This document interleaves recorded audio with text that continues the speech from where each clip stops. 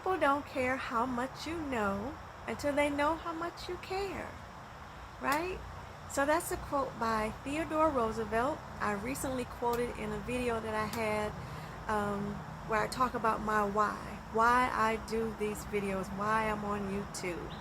And if you don't know and you're new here, I am Danny, and this is Natural Ally D.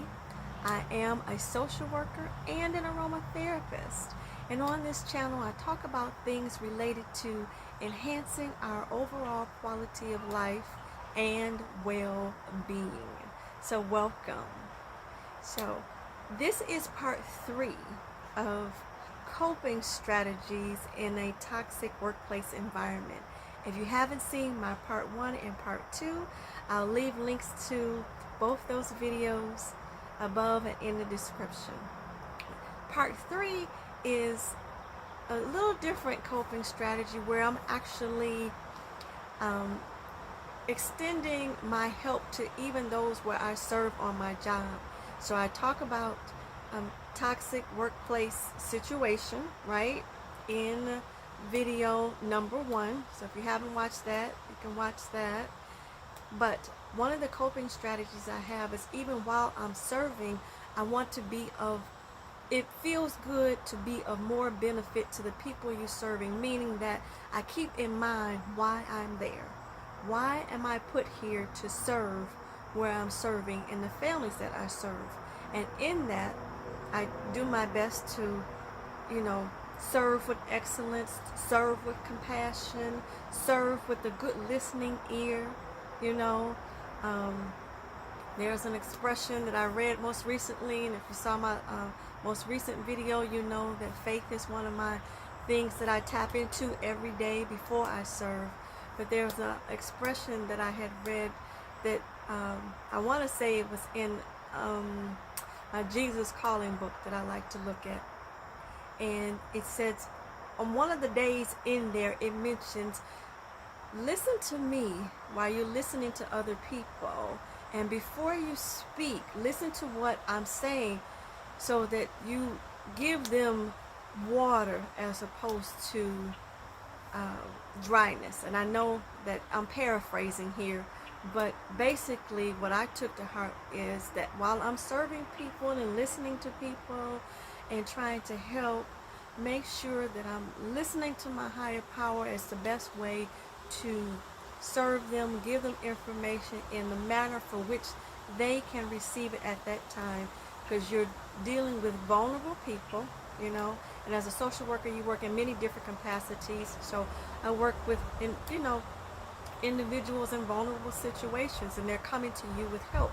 And so the last thing that they want is to be feeling anything less than that they should have not come because of something I said or how I said it. So I took that to heart in that reading, and I try to serve with excellence. And with that excellence, that is a coping strategy for me, remembering why I'm there to serve. And one of the things I did to try to help even more, because you're limited sometimes with the things that you're able to do if you're working for an organization or something like that. And one of my duties or responsibilities is that I help individuals and families navigate public programs, right? So in that, working with families, working with individuals, I noticed that can be a lot of frustration, a lot of feeling overwhelmed, I get a sense that they're stressed, and it's not, not needed, and given that, I was led to write an ebook, actually 2 ebooks, about helping families who are trying to navigate receiving or applying for public programs, okay? And my passion for that was to try and help relieve and alleviate stress and anxiety about it, if you will, and give a broader perspective of what it is, and give some insight and perhaps, lessen some of that, and if you have a clear picture of what's going on, or tips that help you navigate, it sort of gives you this aha light bulb moment to say, okay, this is what I have written. If you read the book, and I'll leave a link in the description, it talks about that.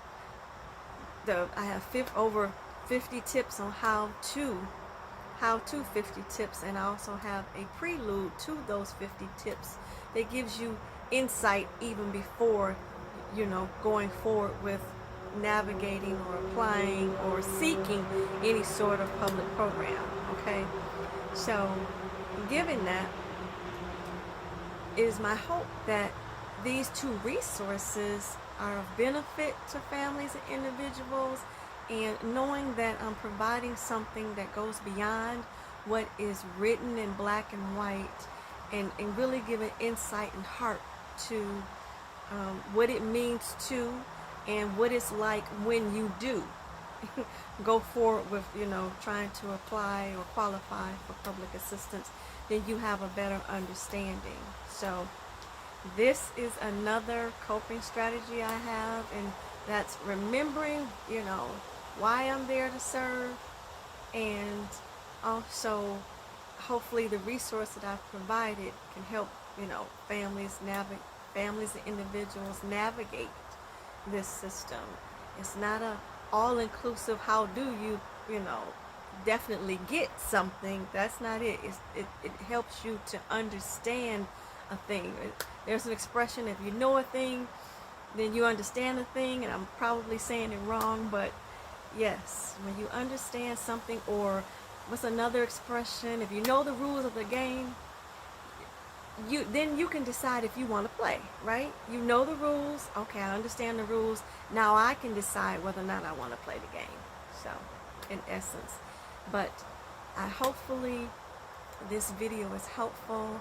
This is my third strategy, and it's designed to help others.